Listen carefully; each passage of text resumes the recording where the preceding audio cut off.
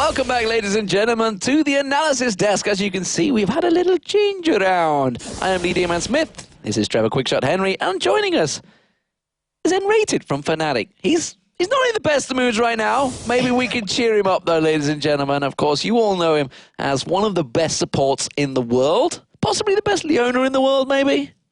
Blitzcrank, do you think throw Blitzcrank in there as well? All I'm going to say is thank you, first of all. Appreciate everything. And yeah, we lost 2 matches today. It was not a good day for us, but I was asked to do the analysis desk, and I really tried to do my best just to give you guys a good show out there, because our games were entertaining, I hope at least. Yeah, very much so. Yeah. Well, we disappointed our fans by losing 2 games, and I just want to maybe give something back for that. Well, thank you, because it's definitely hard. I know exactly what it's like to come off the back of a loss that, first of all, you felt you shouldn't have had, and then being beaten by Gambit. Do you want to touch on the games at all? Give some insight into maybe what went wrong?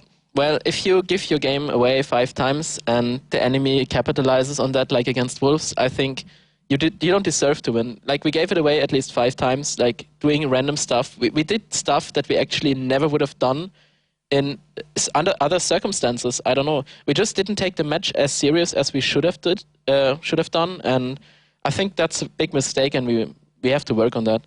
And against Gambit, I think after the Kassadin got a bit of feed on him, he went really tanky, and we had problems focusing him down. And after that Baron pickup, I mean, the game was simply lost. So we tried to do that last action with the Sona ult over the wall, but it just didn't work out for us. Like, the game was basically lost there without like such an action.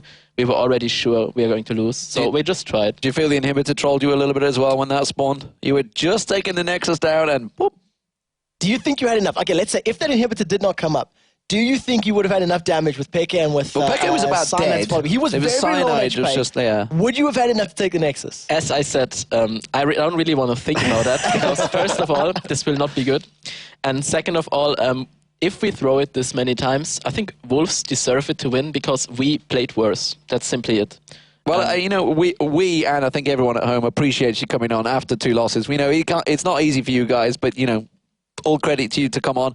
The Gambit game, pretty much a back and forward game again, really. It's been a pretty crazy day of matches, honestly. Anything you feel in there that maybe should have been done differently, could have changed differently? Obviously, there was that big triple kill at Baron, was a definite... I mean, you caught, it was, I would say caught, it was Diamond Prox, so, and he was probably the tankiest member of the team into that death bush, as we've been calling it. We're talking about Gambit Gaming, which means we're talking about a really high-skilled team. And they are able to punish mistakes that other teams maybe wouldn't. And as soon as you give them a certain kind of advantage, you know you have a problem. For example, feeding a Kassadin a couple of kills means you have pressure. And as soon as we did that, we knew we will have to do something. So we went for Drakes, we tried to force objectives, we went for Global Gold. I'm pretty sure we were ahead in gold for a long time. Yeah. But at a certain point, it just comes up to this stacked gold on 1 carry. And if that carry cannot be focused, you have a problem. And that is basically what happened. We have KO for 1 guy, but Kassadin basically dealt enough damage to get us all lower as a team. And then they had this tanky front line again, and that's just over and over the same. Kassadin had a good positioning. Alex is an amazing player, and I just have to give him credits for that game, because I think... Did he get MVP? Yes, he did, yeah. Okay, obviously, because he really carried them. And I think that's a good sign. Like, he played well, and he deserved the MVP. Like, he played well. That's basically... And you know, I mean, a Kassadin with Riftwalk, with Shen United, it's really hard to kill once you get at that tanky level, like you mentioned. It was hard to pin him down. So, moving on, we have a bunch of Twitter questions. The Twitter question of the day is really about North America, actually. We've been asking if you could do an all-star lineup that could come into the European League of Legends Championship Series, which right now has been blown wide open. I think we've proved today probably that every team has to be taken serious in this Championship Series. These 8 teams, all professional, are here legitimately for a good reason. They are bloody good teams here in Europe. The question is, who could compete with them here in Europe? So we have our first response. It is from Mr. Jump C, Mr. Jampok, actually, it stands for. That's his proper name. But it's he said Kiwi Kid, who honestly I think is one of the best tops in America right now. Saint Vicious, probably I could agree with that one. I think Skara, Zuna, and Afromu. That's a pretty good lineup. Yeah, it's pretty solid. I think St. Vicious is a really amazing jungler. He might not have the best mechanics in the game, but overall he has experience. He knows what to do. But I think the team itself needs practice. Like, just putting an all-star team together is not going to work. They need to practice, and there it comes to a lot more than you can just see with the lineup. I think the lineup itself that Mr. Jumpox said is really good. Like, it has potential, but we cannot say like how good this team actually is, because there comes so much in it, like personality, like maybe stress in between the players, or just overall, like someone has a call, and if there are two people calling, it will create tension. It will create problems. Yeah. I like the fact that he's put Zuna and Afremu together. Zuna, the person that replaced Afremu. So now That's Afremu exactly is what I just meant. supporting the guy that replaced him. I'm not sure if he'd be too happy with that one, ladies and gentlemen. Blood in the water. Yeah, we do have another one. Has come in from Caleb Fields, and he said Voyboy in the top lane, definitely something that a lot of people would probably maybe put there. Saint Vicious again, or Crumbs. Crumbs in the jungle has been pretty spectacular so far. Dignitas themselves have been spectacular. Again, they got Scara in the mid. Cop, the unkillable, which is fair to say. He has been amazing on Misfortune, which I'll touch on because Yellowstar's been running that heck of a lot. And Elements in the bottom lane.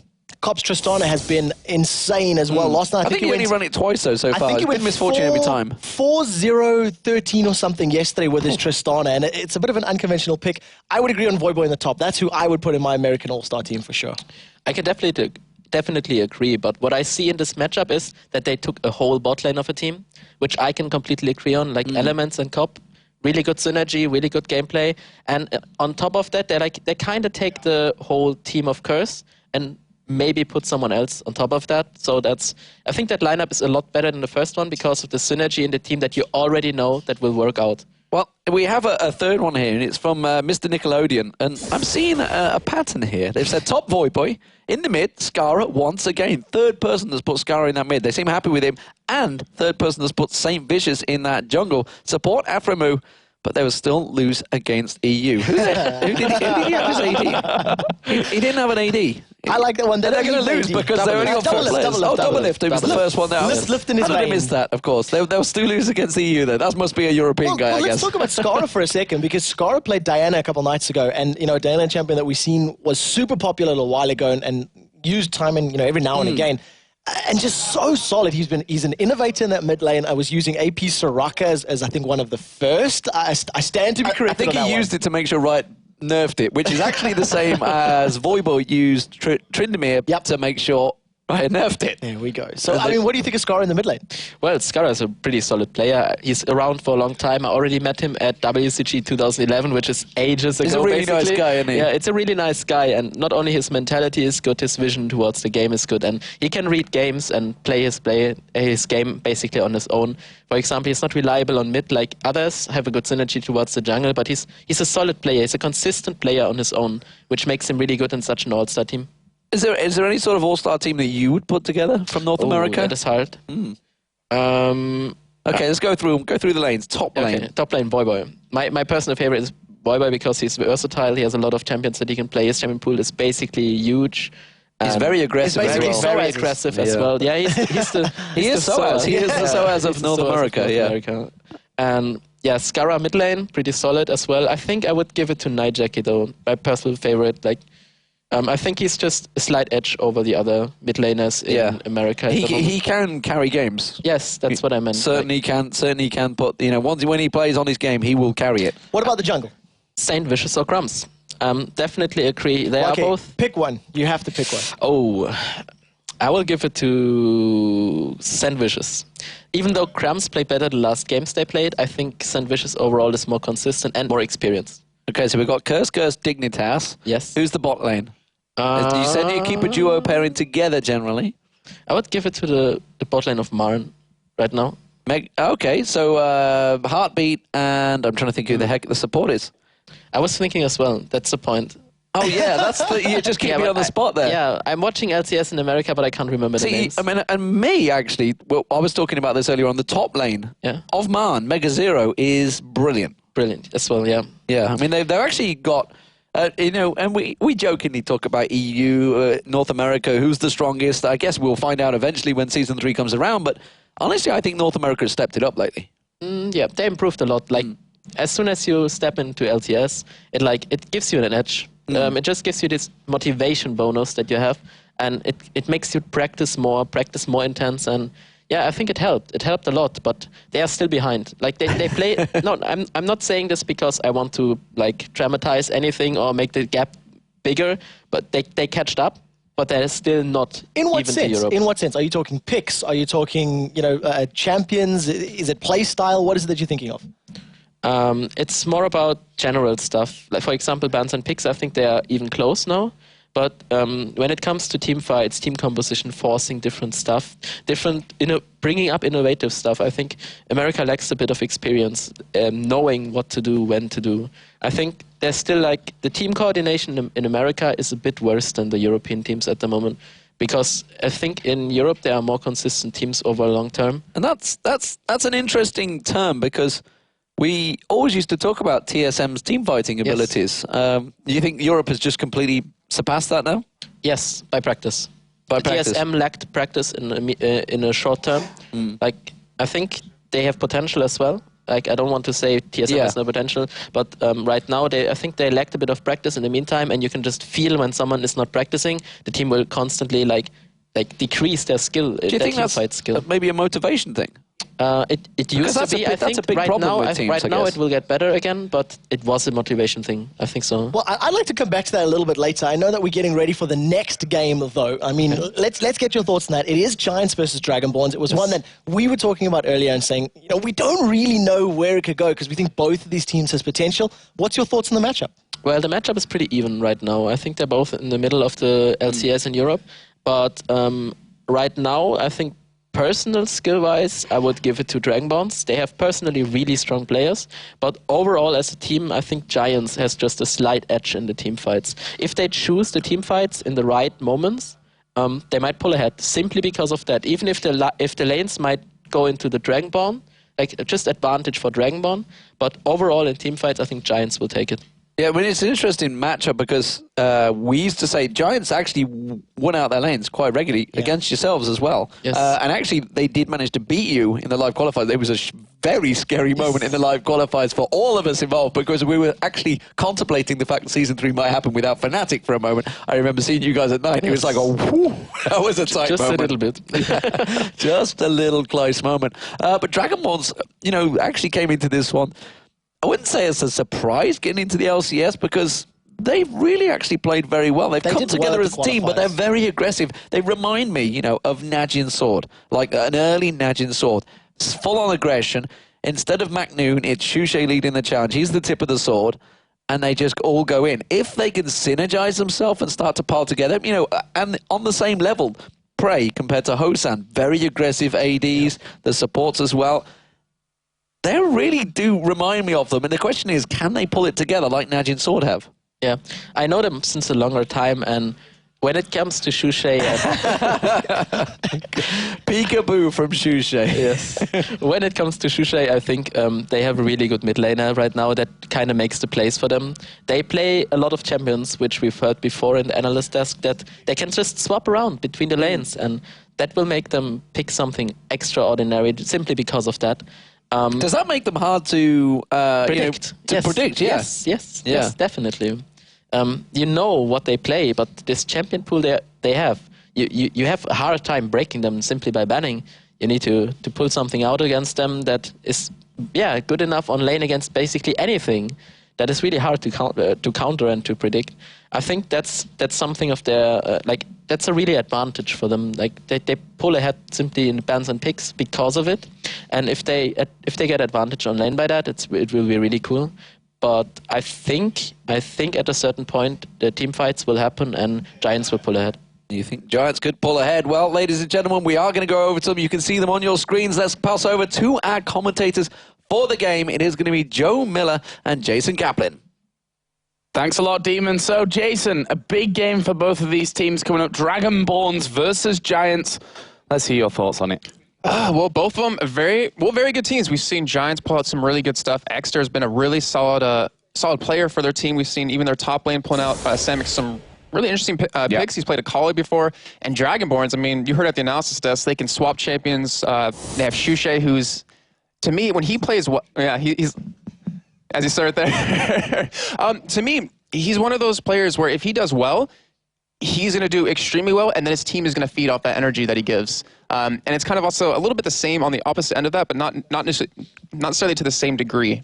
Well, let's have a look at the two teams and how they're going to be facing off against each other here in the head-to-head with Giants. First of all, they're on the blue side for this game. We have Samux, Morden, Extermin, Jimbones, and Babetta. And the red corner, the Dance Master Spontex, Maluno, Shushe, Hosan, and Movert.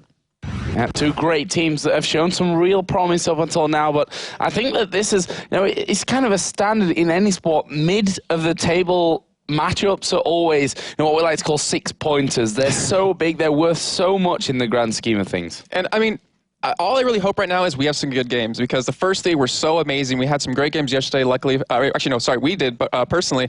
But I just hope this one's as exciting as we've seen before, because this is the Super Week, and we've seen some super games so far. Well, Jason, if it's not, we can make it exciting on our own side. Let's have a closer look here then at the Giants and how they are coming in. And, of course, the play that we're highlighting in this time around will be Samux in that top lane. Yeah, last time these two teams did meet, he played a Kali, did pretty well, and actually helped carry them to that victory.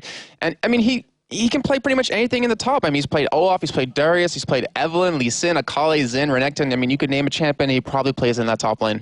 Yeah, very versatile player. Of course, their opponents in this one, the Dragonborns, certainly not on a bad run of things at this point. And we highlight Hosan, the AD carry. We've known him for his Draven, who we saw terrorizing the middle lane as well. And I expect that Draven to be banned out of him, just as I expect the AD Kennen to be banned away from Jimbones. I think it's probably worth it from what we've seen. Yeah, yesterday, his 1v1 in the mid lane versus Xpeke, holy crap, that was insane. He even pulled off a couple 1v2s and survived. I think one of them died in the other one, but still locked up that second kill. He's just such an amazing Draven player, and you have to ban that. I mean, why would you give Frog and Anivia? You don't, so why would you give Draven over to Hosan? Well, we'll have to see how the bans and picks come down. The game is about to kick off, but as usual, we ask each team to share their thoughts with us about this upcoming match. I think about Giants that they play cannon. We just have to go really aggressive as they do and beat them in our comfort zone. The strongest is probably Jimbones because he's most known for a reason, I guess. So we're gonna probably ban his cannon. Morden has the highest KDA ratio in Europe, so I guess it might be the problem. Let Hosan crush him. Well, dragons are bigger than giants. Los gigantes pegan más fuerte que los dragones. So, dragons are bigger than giants, but giants eat dragons. So I'm not sure where that really leaves us in the grand scheme of things. But we are about ready here to go into Champion Select, and we've already talked a little bit about what we can expect, the Kennen ban, the Draven ban. But you tell us, Jason, what are you thinking from this one? Well, I wanted to point out one thing with this Kennen and why it's been so popular is because he actually used to be a top player, and he really enjoyed Kennen in that top lane, playing him AP, and when he joined the team, they said, why not try and bottom? He's pretty good. He has really good CC, and he tried it out, loved it ever since, and that's one of the things, though, because it's like a Draven. You don't really play against AD Kennen that often, so you don't really know how to play against him in a match like this, and it really gives him that advantage, but we've seen him on Ashe, we've seen him on Caitlyn, and I really think that Kennen definitely should be banned out, but more so, what about Shushe? What about Exter? Because they have a lot of champions that you need to ban out against them as well.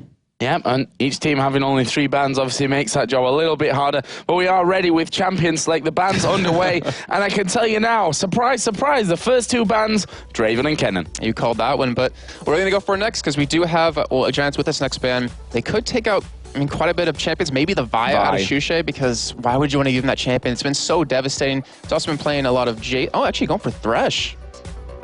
Okay. Yeah, we've seen that Thresh can be a real big game changer with those hooks and what have you, so I think it's a good decision at this stage. Then we see Ryze banned out, obviously that targeted directly over to Extermin. Xin Zhao banned out. Maluno, we said it in the game yesterday that it's just worth probably a Xin Zhao ban against him. I'm thinking maybe Cassin as the last ban to just keep Exter out of this, but his Twisted Fate is really spot on. We've seen him in a couple of games, actually against Gambit, just play amazingly well with him. Yeah. But that still leaves open a lot of champions. And Dragonborn's with their last ban here. Just waiting to see what it is. Actually, they go with Volibear, okay. Because that's been one of those junglers that kind of just broke out of nowhere. Everyone seems to be playing him now. And Morden, we heard RNA talk about him. He's probably one of the top junglers in Europe right now. Yeah, and he likes to play those high hit point junglers as well. We saw him start of the season really with the Mundo in there as well. But as we talked about, Vi not banned out this time by Giants, and it's because they wanted it here as the first pick. They're going to get that. On the other side, Dragonborn's currently hovering over Jarvan and Kayle, and Kayle will be locked in, as will Jarvan. This is really interesting because we've seen Shushei play Jarvan, we've seen Maluno play Jarvan, we've seen Shushei play Kayle, Maluno can play Kayle. It's just one of those things. It's a big mind game. You don't know exactly where you're going to be going. So it's really hard to pick against that. And Giants with their next 2 picks, Cassin's still open, Twisted Fate as well. It depends where Vi's really going to go. And, you're mentioning Morden playing those really high health champions. To me, he doesn't seem like someone that really but really plays those damage junglers. But might we see a Nami? This might be like the first one in a competitive play minus OGN where we saw, I can't remember the team off the top of my head. I think maybe it was a Zubu Frost playing them. I don't think so. Honestly, if I'm going with my gut feeling, I'm probably going to say no. But we've seen strange picks coming out already, so why not? I can say this. At least with Vi, her synergies is pretty up there because the Q off of Nami plus the ultimate off of Vi, you're going to keep them in the air for a long time. Yeah. Then you have the wave after that ultimate to just really set yourself up. Oh wow, looks like they actually might keep this. Okay, well it was really good synergy, but instead they go for that Sona, and then Diana in that mid lane. I mean, we've seen Extra play it, did really good with her, and she's really overpowered. I mean, RNA was talking to us as well yesterday, saying, I don't understand why Diana's not banned anymore, not played too often anymore, because they retweaked her, they originally nerfed her, then they gave her some more, they tweaked her ratios a little bit more so she was stronger, and now she's being played a lot more in Europe, and also Skara in North America is playing quite a bit of her. Yeah, and of course she's a really sticky champion. You can lock onto a target really easily, as can Vi as well, so the synergy between those two, really great for nuking down that single target. Dive, buddies. Dive. With the hands and everything, or the fists, as maybe is the case in this one. On the other side, Taric Caitlyn locked in for Dragonborn's, obviously not having that Draven here for Hosan, which he's obviously made his name with. There's a Tristana pick, which, as we've seen in the US, in North America and LCS, is powerful at the moment, but we've not really seen it being brought over into Europe. Yeah, that's definitely true. And I mean, we see the Taric and Alistar be a nice combo for counter that, but we have the Sona already picked up, so Sona will be very squishy, and you have Hosan with that long range off of Caitlyn, but it looks like actually might go for that Tristana. And a 6-item Tristana is just so devastating. The range you have, the damage you can do, and your mobility. This is why I hate talking about champions before they pick them.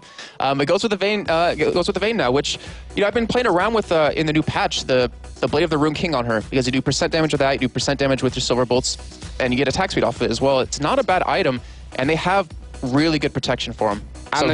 And the Shen coming in there as well, we should mention, which at the end of the day, Shen, almost surprised that a Shen these days gets towards the last pick, because we've seen how annoying and how powerful these Shens can be throughout. I mean, the one in the last game, obviously, up to 4,600 HP or something ridiculous by the end of that one. But let's see what Dragonborn's going to finish their lineup off with here. Obviously, we've got Jarvan, Kayle, the Taric Caitlyn in there as well. What are they going to finish off here? Thinking maybe Renekton or actually maybe Darius, because Swantex has played quite a bit of them. Those dunks, when you build full tank Darius, the dunking ability with that true damage actually goes for Wukong instead. And that's a perfect setup as well. I mean, you have the ultimate out of Jarvan, you have the knock-up off of Wukong, you're going to keep them there for a long time, and you have really good protection for Caitlyn if they do dive into that backside, because you have the Kayle ultimate, and then you have obviously the Taric to help out with that, and if you want, Wukong and Jarvan can kind of sit back there and help, or they can dive into the enemy team and really lock that Vayne down. See, that's why I kind of liked, and I was already thinking about this, why they were hovering over Tristana. That ultimate to knock someone back and completely away from you again, against someone like Wukong and against Jarvan, could actually be really powerful. I mean, Vayne has that to a lesser extent, I think we can safely call it in that one, but certainly got a similar kind of tool in there. But Jason, with the picks being locked in now, who are you fancying for this one? I think Giants. I mean, we've talked about the current meta. It's the League of War models right now. It's build health, build armor, and win games. Vayne is your good counter to that. We're doing that percent health damage is just so devastating. You can't run from a Vayne because we're passive. And then not to mention just the diving buddies they have with Giants and the protection for them. I just have to give it to them. Well, we can see their Giants on your screen, with Jimbones here closest to the camera. And obviously looking very focused, which is a little bit different style to what we see from Dragonborns at the start of the game. They like to play up to the camera a little bit. Obviously, big bunch of entertaining guys, some great personalities on this team. There is Shushi between the monitors. There is Hosan as well, who playing with his hair tied up today. We mentioned, we touched on this a little bit. Hosan's like, if we play with the hair tied up, we don't do too well. If it's down, Maybe that's where all the power is.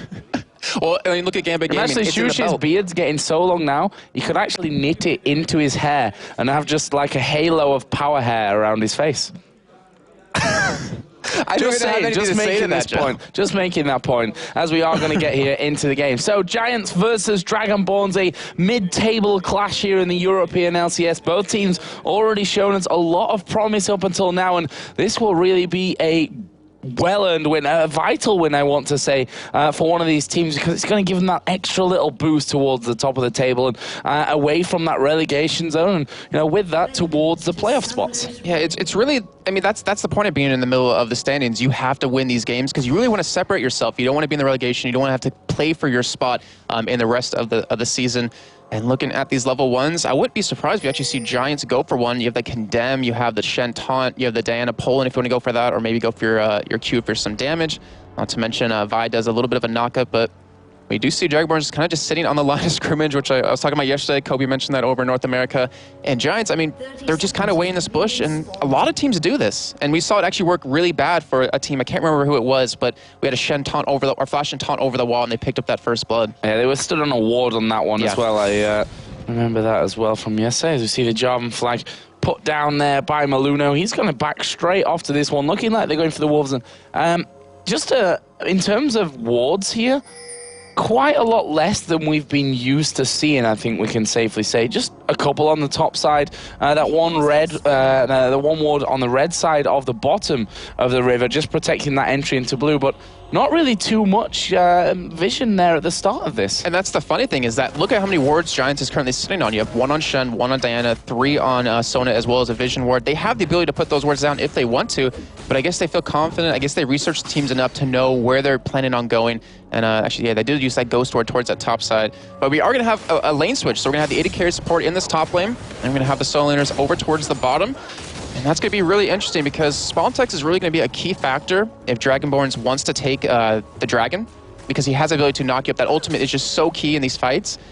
And I was wondering, why wasn't he running teleport? And it's because he wanted to do that switch. Oh, Jim Bones. Wow, he has to use a cleanse there already. His mover gets that stun down onto him. That's a lot of early aggression. Obviously, the lane's been switched up in this one. Sona's actually just gone down to put a ward by the red buff here. So that left Jim Bones a little bit alone. He came out from the turret, instantly gets stunned up, and that's already a vital summoners down from Jim Bones. And yeah, the whole point of putting that ward was because they wanted to go potentially for Invader. Oh, wow.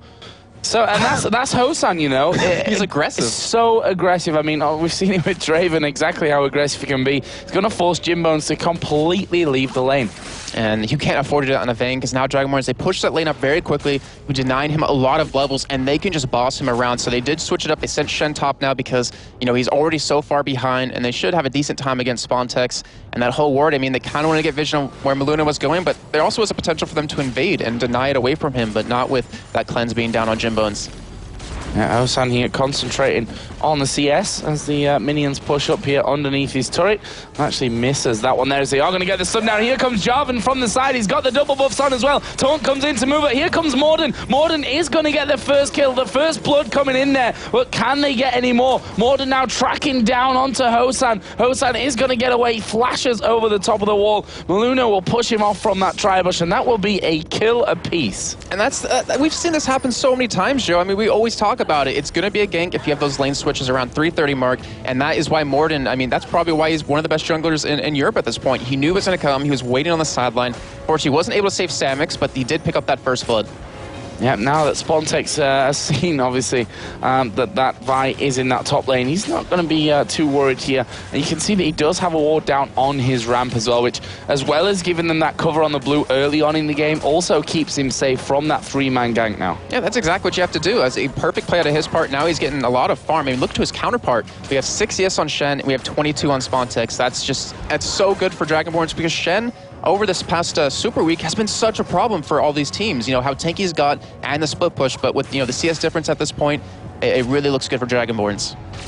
Actually, Vayne behind on the CS as well. Obviously, we did get that assist coming in from Caitlyn as well. That's giving him that second Doran's blade. And as per usual, Hosan He's going to be really pushing the damage down wherever he possibly can. Balluno wasn't spotted bot lane. Yeah, we see him waiting in here. Jimbones actually is going to go a bit aggressive here onto Spontex, and I wonder if that little push out here from the monkey is actually going to give away that Jarvan is going to be waiting. You can see Babetta starting to back off. Jimbones is not exactly pushed up at this stage either, as he gets the heal off. Spontex actually doing a good job, and he is going to go in there. Only level 5 right now, but if Jarvan can land the knock-up, this could be a big flash away from Babetta, as Jimbones is going to knock Spontex back, but still, they're putting the pressure down, and there's the danger. Ignite is ticking away. Spontex going to pick up the kill.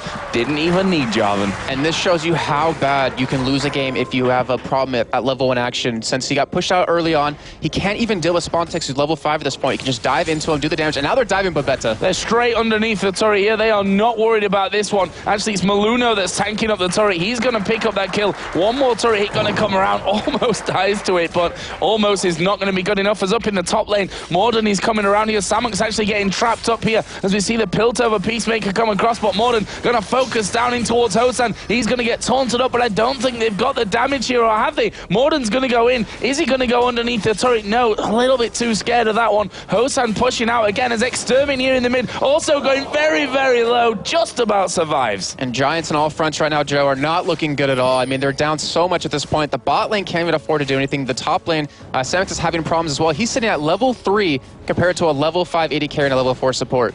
And I don't know what our catering guys have slipped in the food for these teams here today in the studio, but I tell you what, the action is being unrivaled today compared to what we've had over the last few weeks. Absolutely brilliant stuff here for the start. And Dragonborn's now in the driving seat. It's up to them to decide what they want to do with this game. They can easily go for Dragon at this point. Spontex can dive completely on the Jimbones without a problem. We have Samix right now just trying to get as much farm as possible. He's already been doubled by his counterpart. And Balluno going for another top gank here. Yep, Samuk's actually starting to back away from that one. Actually, he's going to nicely shadow dash away from that combo out of Balluno, but again, there's plenty of minions there. They could probably just take the turret here. They're going to have the next wave of minions off, though. And the thing is, they don't even need to take the turret, because as long as Balluno's applying this pressure, you're denying so much experience from Samix, and he's having a really tough time. Jimbones, wow. The bot lane take a lot of damage from the Monkey King, but he's level 4 right now. And he's in a 1v2 lane. I mean, yeah, look at this. He's actually going to ulti in on towards Babetta. He's actually not super healthy right now, as he is going to use a decoy, go straight in towards Babetta. Gets the kill. Jimbones should be able to pick this one up afterwards, but look at the damage coming out. Jimbones almost falling to that one as well, but they've managed to kill him finally. But there you just saw, as you said, the pressure of a much higher level champion in there. Especially when you're zoning, you're so squishy. But Hosa in the top lane getting caught. Yeah, ultimate used out there actually by Morden. This is going to be a kill. It is Morden that picks that one up. He goes 2-0-0. And great job by Giants right now. They're getting back in the game. They got a kill on the Jimbones finally, and now getting that kill on the top side out of Hosan, who's been just dominating his entire lane. He's 20 CS ahead of his counterpart. And Giants, they're clawing their way back in, and they really can do it with the composition they have lined up. As long as they can make it into that late game with a Vayne, she's just unstoppable. I'm interested to see how this middle lane's going to go. Obviously, could be explosive stuff with Shushay versus Extermin, especially now that they are both up near level, or past level 6, obviously. CS is pretty even between them. Is Shushay going to go in for this one? Can he actually finish off? He's got his ulti available. Shushay decides, nah, I'm not going to flash in for that one, but I think he could have had the kill, to be honest. Yeah, mostly just like one more hit would take him down. And the thing about Diana is around level 7, level 6 or 7 is where you become really strong. You should be able to take on most AP carries in the mid lane. But Shushay, I mean, forced him out of lane yet again. He's really showing his presence. He's showing his dominance in this lane, and it's really preventing Exter from doing anything. And that's what I'm kind of surprised, is that he hasn't been roaming around to create opportunities in his other lanes where they're so far behind at this point. But luckily, they're getting themselves back in the game without his help. Well, we see here Spontex, Jimbones and Babetta all in that bottom lane once again. Spontex got a 2-level advantage over his ultimate. It's going to be coming off cooldown in just a second. Got that Brutalizer in with the Doran's Blade. A couple of pots to work with as well. Actually does have both Ignite and Flash available to him as well. One thing he doesn't have, though, is Vision in the top sides of that lane. So a little bit cautious not to push out too far. But look at the wards on the top side of the map there. 2 from the red side, 2 from the blue. They don't want to be caught out in any way around there. Yeah, I mean, it's great coverage. They're trying to stop how Dragonborns is being so aggressive, applying so much pressure on the top. So we have Extra being ganked in the mid lane by Balluno, but not look like it's going to accomplish anything just yet. No mana after that. He slides in, he's like, oh, okay, I can't actually do anything extra after that one. But still, if they can force this Diana out of the lane, then it's a winning scenario for them at that stage. Jimbones here actually is 20 CS behind that of Hosan, as we are going to see Morden coming in towards Shuche, but I think Morden's going to have to back away from this one. But here comes Diana. Jarvan going to come around the side. Intervention use. Morden going to use Assault and Battery, as well as Shen is coming in here as well. Flash use. Shuche going to go down, and that is a nice kill. Another kill even picked up for Morden. And I tell you what, Moveit's not safe here. He's going to flash over the top of the wall. That will keep him safe for now. But Jarvan gets taunted up. Now they focus around on towards the AD carry. Great 90 caliber net away. And then the flash as well to avoid the Vault Breaker. And that will leave us at 4-4, 200 or even 150 or so gold. The only difference between these teams. And Giants are picking them off one by one, Joe. And with how long they've been a team, we've talked about this before, how experienced and how long their time together has really helped them out and benefited them as a team. You're seeing it right here because they're catching back up. We do have Spontex trying to go in. Unfortunately, he does get condemned away, and that's, I mean, we're talking about Vayne and Tristana. That's one of her powers, to be able to get you away from her so she can escape. But still, a 4-man gank coming out in the spot lane. They are in a lot of trouble here. Giants, they both have flash available. Cleanse is there for Jimbones as well. He's going to go invisible. Actually turns around on towards Hosan, but Babetta is surely going to go down. Yes, he will be finished off there by Spontex with the Ignite, but Extermin coming down here as well. Spontex dives back in as he just decoys himself away, and now Dragonborns are on the back foot and not quite connecting there, Diana, and that will be Dragonborn safe. They could have turned that if Maluno had just a little bit more mana. They had those double ultimates up. They had Caitlyn who just there physically able to do a lot of damage. Actually, might be spotting here. Oh, sorry. Same team. Anyways, we just want to go back to lane, farming it back up. And, you know, the dominance he had in his lane in that 1v2, he kind of lost it here because of that kill he gave over to Jimbones, because he caught up in levels, caught up in CS. Yeah, really impressed with how Morden's done so far here as well on Vi. Obviously had a lot of presence, and he's really strong already by now with the Spirit Stone in there, plus a pickaxe, so a nice spike of damage for that Vi to try and command this early game. The Wukong and Shen both have that Giants belt in. Obviously, Wukong with a decent CS lead, plus that 3-1-1 scoreline that he has right now, has a Brutalizer Doran's Blade on top of it as well. Shuche going to be spotted here, condemned. Not quite against the wall, but Dragon started off by Dragonborns. They've got 4 men down there. Spontex will join the party as well as he decoys in. That's going to give him the opening. He gets in, puts the ulti down. Extermin going to be the focus. Ace in the hole will actually hit him. He's finished off by Hosan, but Maluno going low. The intervention comes out to save him. Morden's going to Vault Breaker away, but can they lock down Jimbones? They decide against chasing in for it. Well, they'll be happy with that 1-for-0. That was such a great timing of Dragonborns to go for that, because they knew the crescendo was down for Babetta. They knew he had no flash, and they had all their ultimates up to go in. So that Dragon baiting them in for that kill helps them get a little bit more of a gold lead. Not able to pick up that Dragon just yet because Vayne is still around. I mean, doesn't have amazing items at this point, but even at this low level, even with these low items, still does an insane amount of damage. And he actually is leveling up those silver bolts first, so the more health you get, it's not going to help you against her. Dragon, of course, wasn't taken down in that last encounter. You see Shen picking up the Doran shield and a chained vest and his last time zone. Morden is going to force Moveit out of this middle lane, push the minion wave up there, and they can then back off and have an attempt at this Dragon. Diana coming in, Shen a little bit off that, but he does have Stan United available, so he can join into that fight whenever he wants. Dragon already started off. Caitlyn is in the top lane here, so Hosan not going to be able to do anything about this. Dragonborns decide completely against contesting the Dragon. Thank you, Jason. And that will bring Giants back to just within 200 gold difference. In fact, it's still around 150 the way it's ticking over. Yeah, I mean, overall, that was a really smart play by Dragonborns because they knew Sona had the crescendo back up. They knew they used their ultimates, or a lot of their ultimates, in that last fight. They just didn't really want to force a fight that they weren't sure they could win, which is really a smart move. But, I mean, everyone's going back to farm at this point. The lead that they had early on has completely dissipated, and if anything, Giants gained their own lead right now. You see Shuche taking the blue buff over for Dragonborns. Going to be safe in that one as well. No one in the near area. If we look at the CS, actually, Hosan doing a good job of keeping this 20 CS lead.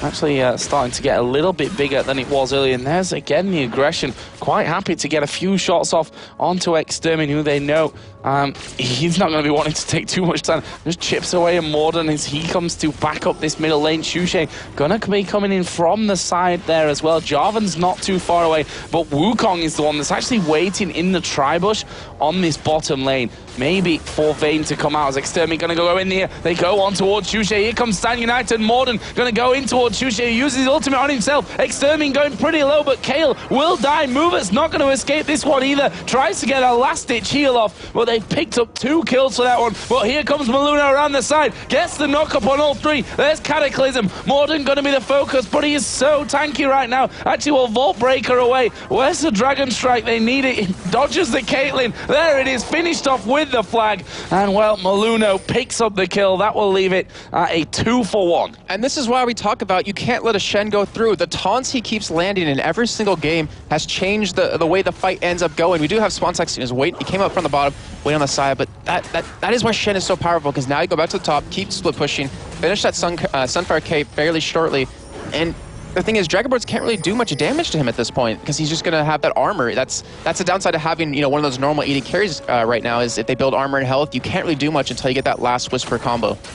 And we see Vayne pushing that bottom lane out as well. Actually brought that CS back. I was talking 20 CS. That's what it was hanging around at up until, I guess, a 15-minute point by now, and he's within 5 CS now, but they're tracking down Jimbones on this one. Mover actually going to head down south from the river. He's going to walk towards here. This could actually be really dangerous for Mover. He's going to get condemned there. Not quite against the wall as he gets the stun down onto Jimbones, but the rest of Dragonborns coming in from around the side, but they will just simply disengage and walk back to lane. And Giants, they have to feel good right now. They have this advantage, even though they're down a little bit in gold. Their teamfight presence is just so strong for them, and by having Samix just so big as well as Morden, they can do these fights without worry. We have to talk about Summers a little bit because we never really go into that too much. But you see Babetta, he's running the only exhaust on his team, and that is strictly for Spontex. When he dives into the backline, he's got to use it. We do have Maluna going in on Morden though. Yeah, but they just can't kill him right now. That's the problem. I mean, Ninja Tabby in there, got that Giant Spelt Pickaxe and the Spirit Stone, as I mentioned earlier on. The AD carries, we can talk about their items as they're developing a little bit. Home Guard Berserkers, plus the BF Sword Vamp Scepter, double Doran's Blade for Hosan, compared to the BF Sword Berserker Greaves Pickaxe and Vampiric Scepter over for Vayne at this stage. And going back to the exhaust real quick, Beta, he needs to focus his strictly on Spontex when he goes in for the dive. And then over on Dragonborn's side, Mover needs to use his whenever Extra goes in, because he's got to stop that damage. I mean, Morden will do some decent damage, but he's going to have to build tanky or he can't survive diving into the backside. So, I mean, honestly, either one you use it on is really going to be helpful, and it's going to allow Hosan to just stay alive and just sit back and attack. And as long as he can, stay healthy, Shushe can afford to use his ultimate on someone else, most likely Spontex, who's, going to the backside, or maybe Maluna, or even himself. Yeah, as we've seen. Shushe actually there managing to zone Jimbones completely away. As Morden is going to come around. That should be enough to keep that turret safe for now. And Morden's going to say, job done down here. I'm going to have a bit of a dance and walk home. I think Shen Semix has a tent up there or something, because he's been camping this top side, just pushing as much as possible. His CS, he was so far behind Spontex. He's managed to pass him at this point. And even in total gold, he's only down about 40 at this point. So he's been able to get back in the game. He's that tanky force that it's really hard to deal with early on. As they do get that turn on the bottom. We do have Shen coming in the bot lane, though. Here we go. Shen going to come down the bottom. Hosan doing a lot of damage to Morden. Will pick up the kill. Shushe puts the intervention on himself. Jimbone's forced to flash away. Will actually get with the tumble behind Babetta to keep him alive with the ultimate. But Diana is coming around the backside. The slow comes down to move it. Here we go. Diana going to aim in there. Actually will miss. Gets stunned up as well. Hosan knocked against the wall with the condemn. But it's not done just yet, because Diana is coming in. Mover going to be pulled right back around. And there is the finisher from Extermin. It's 8-8 in kills. For now, at least. Samux is going to get caught up here inside of that Cataclysm. We see Spontex going to the backside, puts the Ignite down. Samux trying to get away from this one, but they've got enough health to get under the turret. But they turn it around. Spontex going low. He's trapped under the tower. Morden will be gifted that kill. And now he's going to keep going as well. Maluno had to tank the turret up as he went. What's Maluno going to do? He's got no mana to really do anything at this stage. As the ward goes down from Morden, he's got full mana as he charges up there. Going to dash flashing towards Maluno. But can he actually get the finish here? Yes, he will, surely, with Extermin coming around that backside. Here we go. As he dives in, they pull him back in, and Maluno flashes over the top. Extermin says, not just yet, not just yet. I'm going to go following in. That is actually a shutdown coming around for Extermin. I'll tell you what, Hosan not too safe there either. What Giants say, enough for now. I love what Giants did right there. They took Dragonborn's cockiness and turned it against them. They lost the tower at the bot lane, but they picked up a couple of kills there. Then they had Dragonborn's pushing the top side, picked up 2 kills there as well. So they're just getting so fed, so strong. I mean, Samix, if I remember correctly, he survived that engagement. Yeah. No. Actually, okay, so I think he died. He did die. Yeah.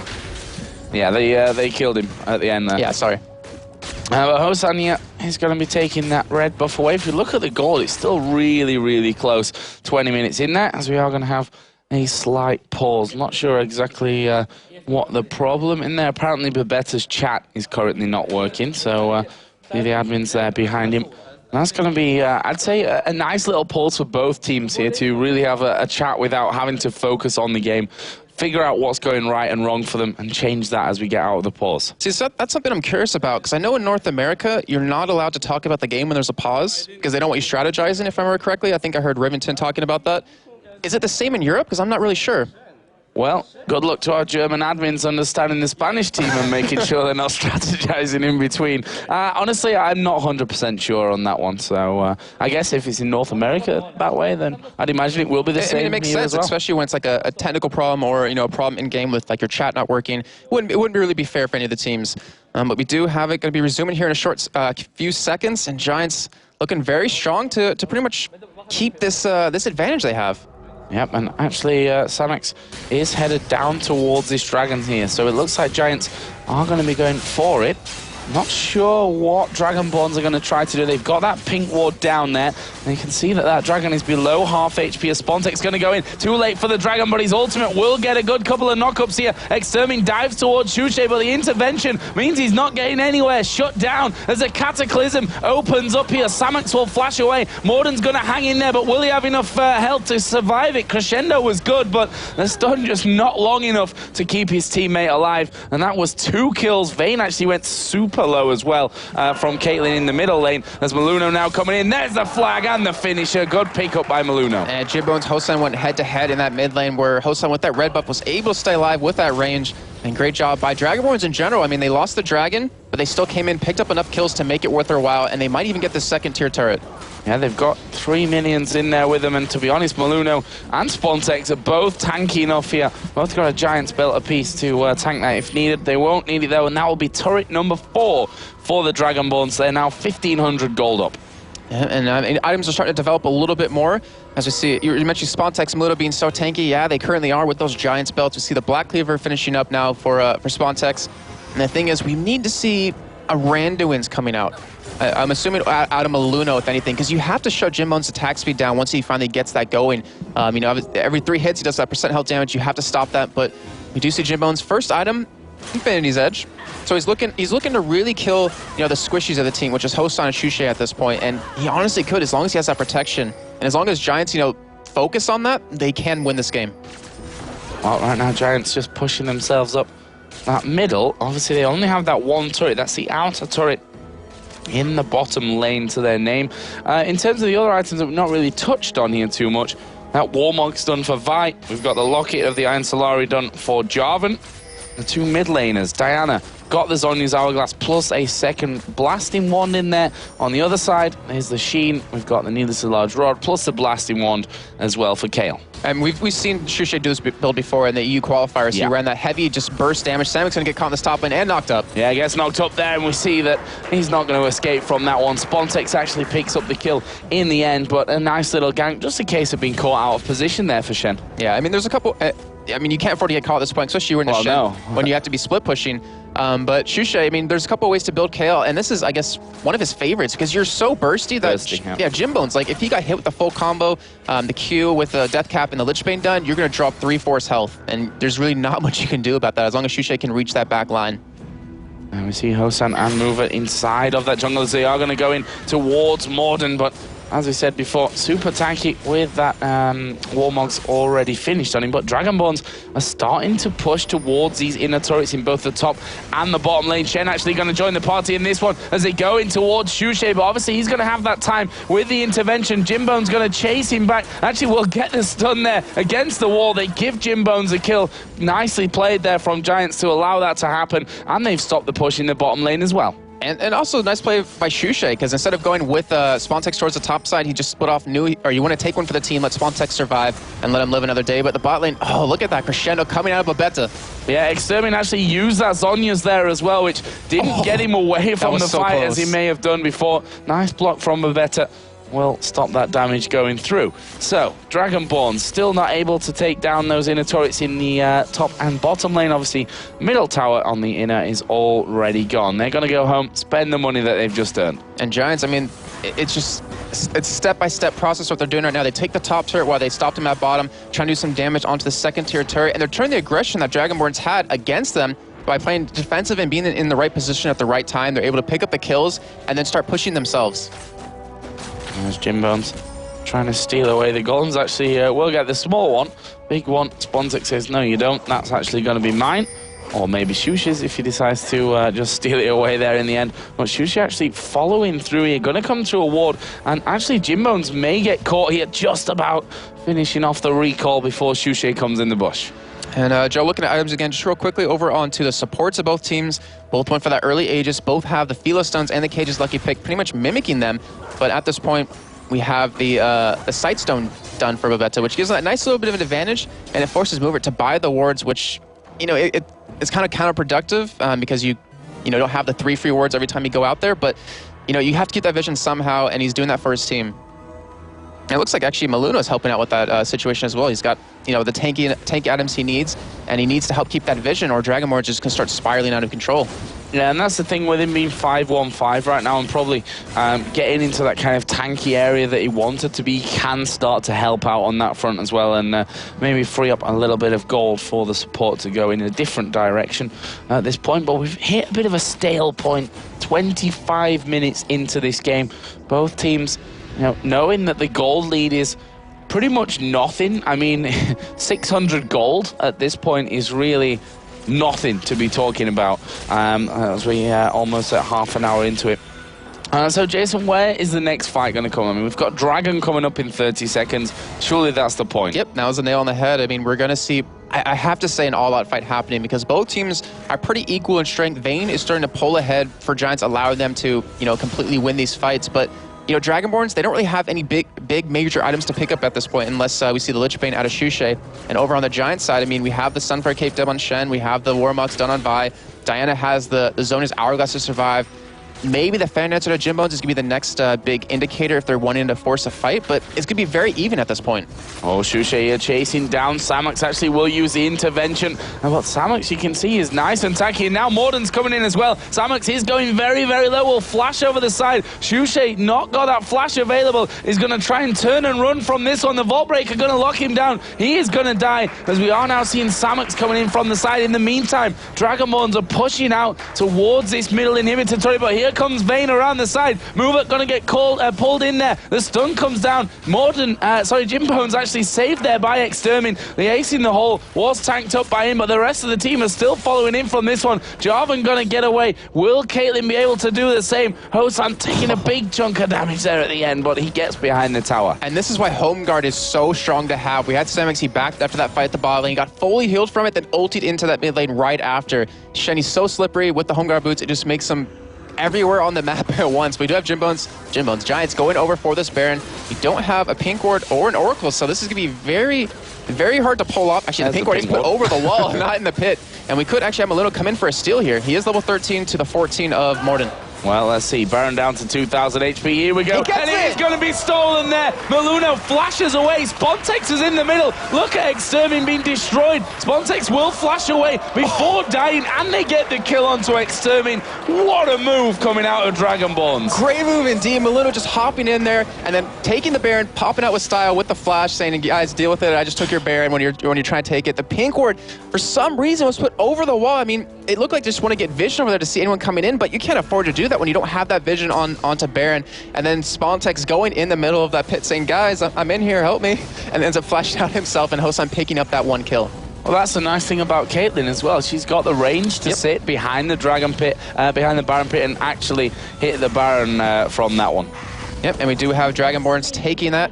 Dragon, as you guys keep saying to me, team killing, never going to live that one down, getting that Dragon done, and extending that. I didn't want to say anything, you brought it on yourself. It was going to come out eventually, I could tell, Joe, but Samic's going to slightly be in trouble here at the bot lane, but I mean, that's what Xuche built. He has a death cap, he's going for that Lich Bane. He's not much more than that burst. He doesn't have that attack speed to really shred down Samix.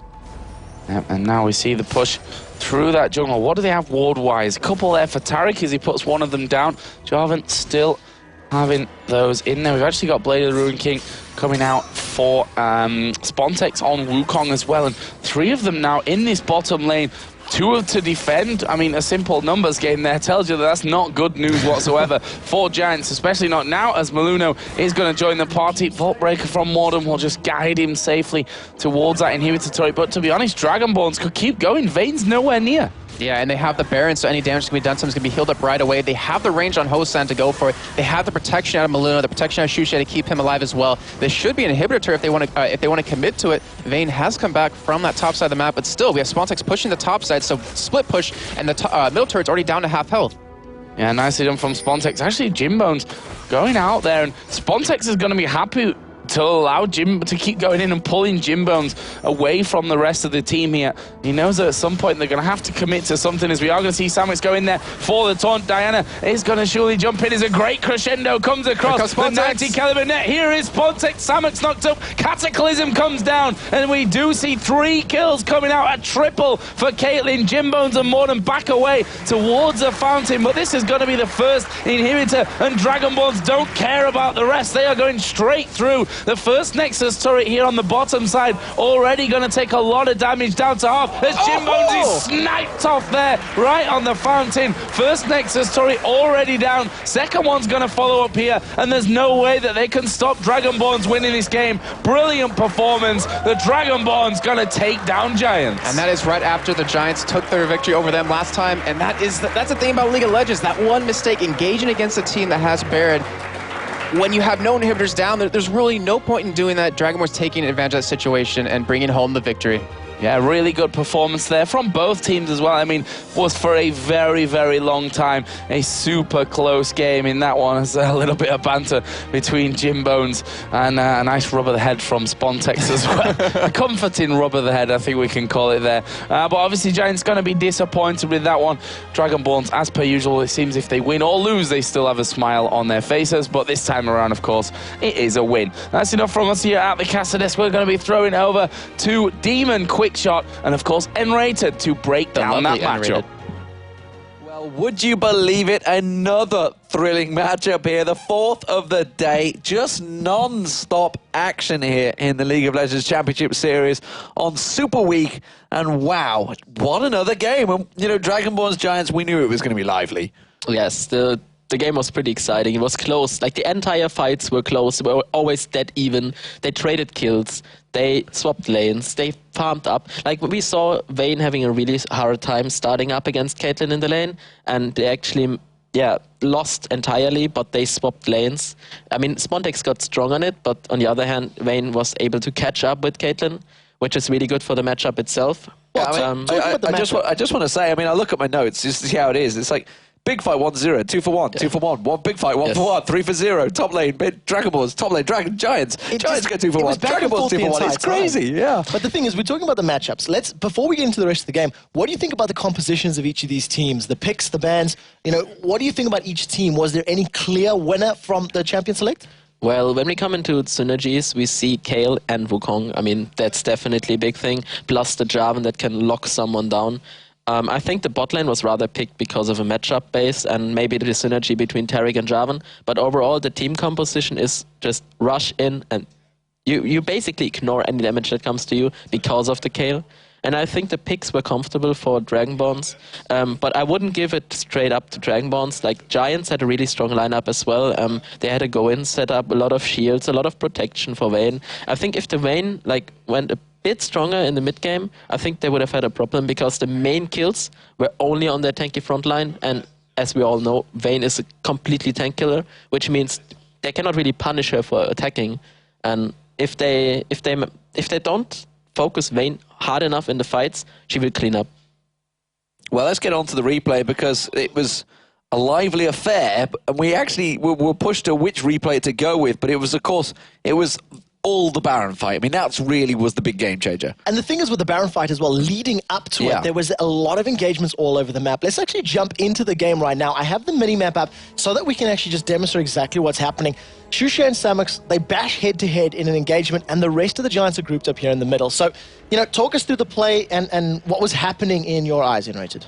Well, first of all, the engagement from Xuexia is really nice because the top lane is right now, like Samux is weaker than him and he knows it, but Morden instantly reacted and was already on the way to bottom. And at this point, we saw the flash of Samux dodging and completely denying vision to Xuexia.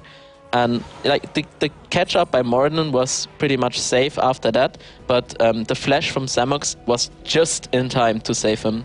I think there was a really good play by Xuexia to engage, but he should have not engaged because in this point they had no vision. He has no vision and he didn't know if someone was coming or not. And retreating, Samux was retreating already, that means he was kind of baiting him in. But even though it was close in the end, I think it was a mistake to play over-aggressive at that point. But Dragonborn reacted obviously just in time and started pushing mid lane. So we see now in the middle lane, 3 members of Dragonborns, there's no minions here, so they're tanking the turret up. You can see that Jimbones is in the jungle, he's moving towards the middle lane. And, you know, Giants, they jump onto the Dragonborn. So talk us through the rest of this fight. Okay, so we see Exter is hesitating to go in because 1v3 you don't want to engage yet. We see Shen backing at the same time in base. So now there's the engage happening. And Shen is porting in, Jimbo coming from beside with the red buff, slowing them all down. They need to disengage very hard. And you see Jimbo just cleaning up and does what Vaynes do, chasing. Samux tries to keep going and yeah, he goes in and chases even further, and the red buff just helps to clean up and keep going. Exter could have played a bit more aggressive, and even the flash of Jimbo, I think, could have been a bit earlier. But overall, this situation was very well played by Giants, and they got advantage out of that. But now we come to a part which I don't know, I wouldn't have done that, especially that they didn't pink it, so they didn't know if Dragonborns had any vision or not, and they just went for Baron because they thought Baron and tried to finish the game. I want to ask about that because as soon as it happened, as soon as that fight had taken place, you know, the Dragonborns were forced out of the mid lane, Giants had got a couple of kills and it looked pretty good, they saved the tower. I just remember hearing D-Man going, I wouldn't do that. That's a mistake. That's a mistake. I mean, it was a reactionary call, but, you know, it's sometimes you make the wrong call. Never. You cannot really call a Baron when the enemy jungle is up. It's always a risk of being stolen. And at this point... Well, from my point of view, it's because Wukong was alive. And I'm just thinking, well, they're all clubbed in the pit. Wukong's just going to spin on you and Maluna's going to come and steal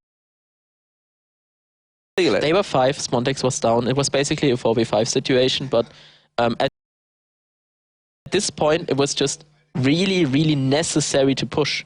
Like, they needed to get pressures on the map. Just pressure everything, and they had this step in middle where they could have started pushing, but they decided, okay, let's take Baron. All on one card, Baron. And that Baron call was actually, yeah, it was a kind of hard decision to do. I mean, it takes a lot of courage to do this, but I'm not sure I would have done that.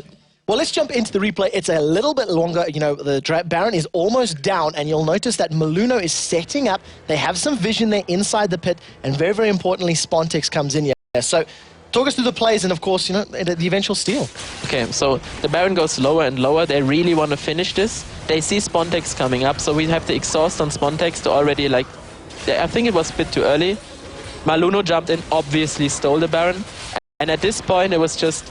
The whole fight was kind of lost already for Giants, and Spontex flashed out just in the right seconds, and you see Hossan clearing up with the Q.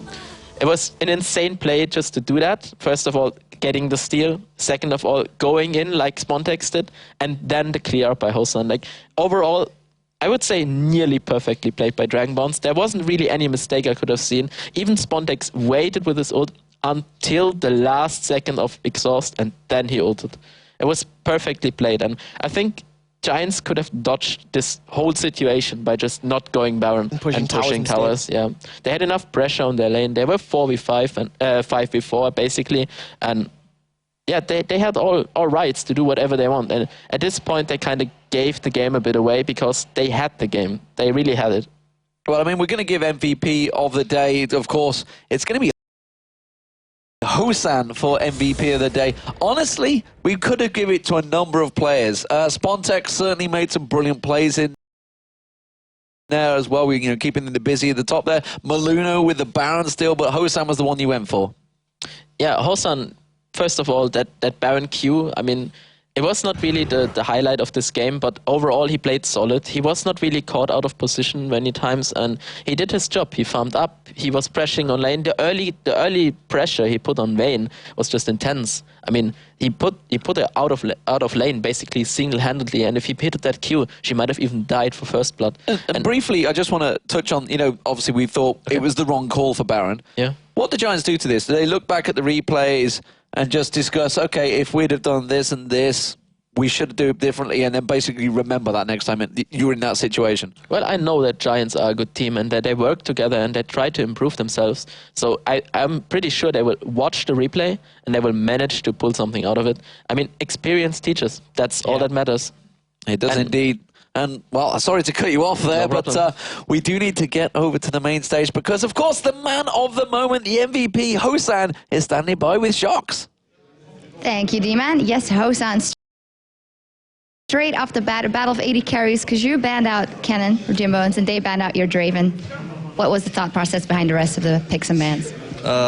Basically, last week it was the same. They banned Draven, so we're like, yeah, let's just ban Kennen too. This week, we actually agreed that we will leave Draven open and Kennen open. Well, I guess they decided that no, so we banned Kennen as well. We banned Kennen because he's like so good Kennen player. They banned Draven because they fear my Draven. Then he played Vayne because I outpicked his Caitlyn. Like last week, they played Caitlyn. We couldn't get to it. It was so strong. So I thought like, I can play Caitlyn and just outrange. Like, we wanted to end it pretty early. It didn't go so well. It was like mid-game instead of early. But it still wasn't the late game when Vayne can just two-shot anything. Do you think you could beat Jimbo's anytime on any champion, or was this just the specific champion matchup that made you stronger? I don't know. It's like we didn't really scream them a lot. I think maybe one game only on scrims. Then it's like 3 games in total. We've played against Giants. I think he's a good AD carry, especially that he can handle the hard AD like Kennen. When it's like Draven, you have to take so many hard decisions to play it well. But I think that it will just... We will see who's better in the coming matches. There is still 2 left, so that's it. Okay, finally, you're doing very good in the team. You're crucial, but Maluno, he gave us some smite steal on that Baron. What happened there? Basically, we thought that like it's so bad. Like people died, we will get so behind with this Baron, and then it's like, I'm gonna Q this. I Q'd, Maluno came, did the combo and smited, so it was over 1000 damage. And we just got the Baron. Then another Q from me killed Diana after Hourglass, and we got so much advantage that we just pushed and won. Thank you very much, Hosan. Now, SK Gaming and their flamboyant team captain Ocelot want to prove that they belong at the top of the rankings. But the Copenhagen Wolves are strong. They have 2 victories under their belt, and they're going for 1 more. Up next, SK Gaming versus the Copenhagen Wolves.